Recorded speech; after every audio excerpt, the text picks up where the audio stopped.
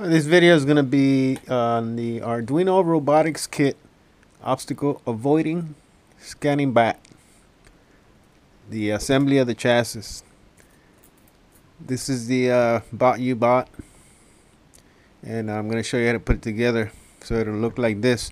This one here doesn't have the electronics yet, but that'll be on our next video segment. So you should have received all the items in the box. Four motors, four wheels, all the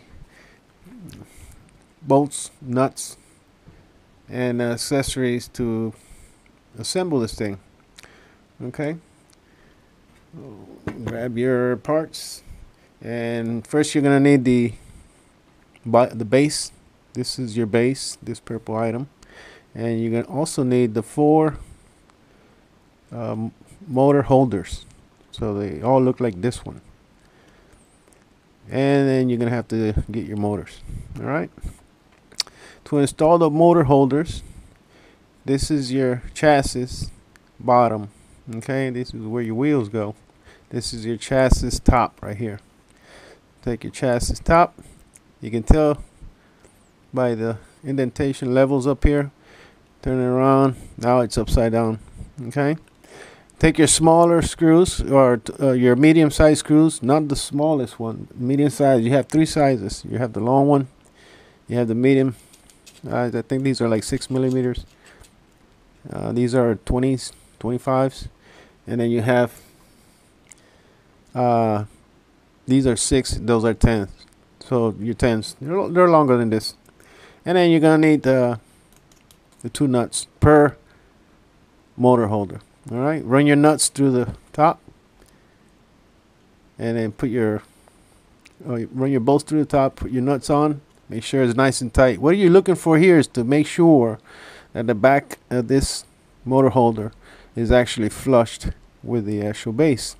So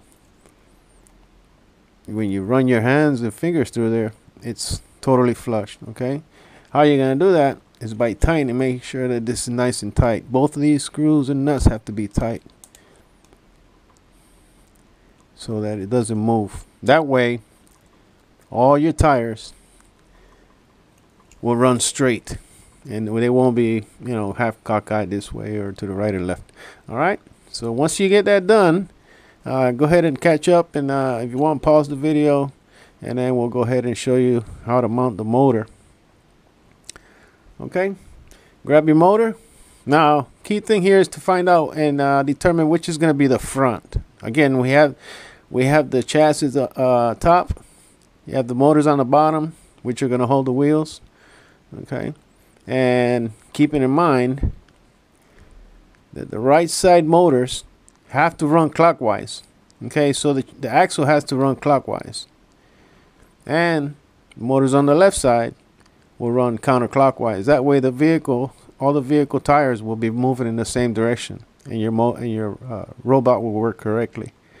If not, if you have one single motor not installed correctly, then you're going to have issues with the commands coming out of the Arduino. Alright, what you want to do here is make sure that this motor and this motor run clockwise. In this case, I put an arrow on the motor indicating that this motor runs counterclockwise on this axle, but on this axle it'll run clockwise. So placing the motor head to head, the head of the motor and the head of this motor will be facing each other. Okay, and then mounting the motor with the 2 longer screws and the 2 nuts. Before we continue, I want to show you something real quick. When you mount these motors, you may run into a problem of it not sitting flush correctly. Okay, see how it's sitting flush? That's because before I had to cut that little knob right here. In other words, this knob, you have to cut it if it's affecting that side of the motor. But if you have the motor sitting with that tab, you see that tab right there? What you need to do is grab you a Dremel and then sand that down until it's completely flushed. And that way, when you place it on the motor holder, it'll be completely flushed. All right. So all I did is I grabbed me a cutting tool and I nipped that off and I cut the plastic. But as you can tell, I put a tie on all the motors. So if you have to cut the plastic, you don't have nothing to worry about, because the tie is actually holding this. And this basically all this does is it holds the head together. Okay, so that's not going anywhere. And here, once you flush that down, and there's a bar, bar in there, metal bar. But as you sit it, once you remove that, and as you sit it, it's gonna stay covered anyway because of the motor holder. So you ain't gonna have any issues whatsoever. Okay, as you can tell on this one, an example of this one is, on this one I didn't have to cut the tab because I had to remove the notch on this one with a Dremel, and see how it sits flushed. Okay, now by removing either one of those items, that or this, it won't affect the motor at all. Okay, that's just an idea for you to contemplate. I would do it because that way your motors are going to be running straight. All right, so once you get that done, determine which clockwise and counterclockwise. In this case, this motor has to sit like this. Grab your bolt, run it through, and then match it with the holes. And then place your nut on the other end. And do the same thing with the other bolt.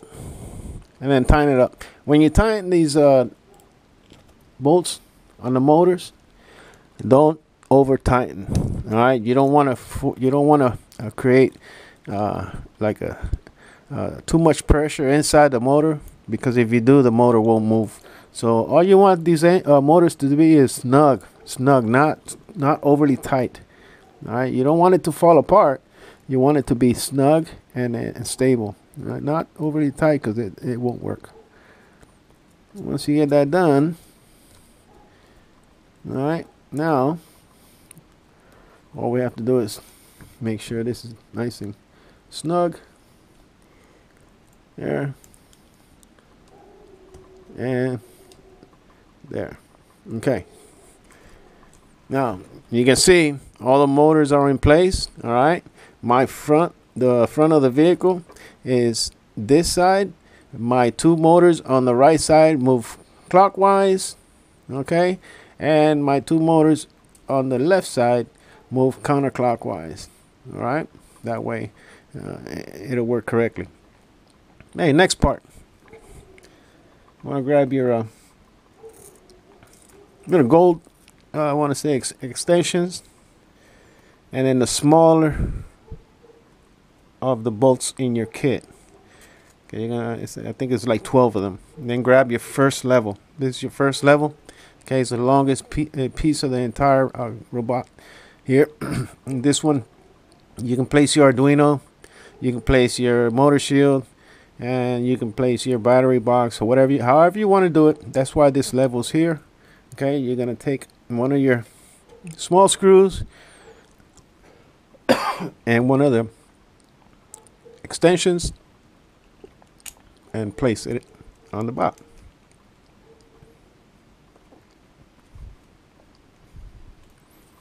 Put it on the four corners.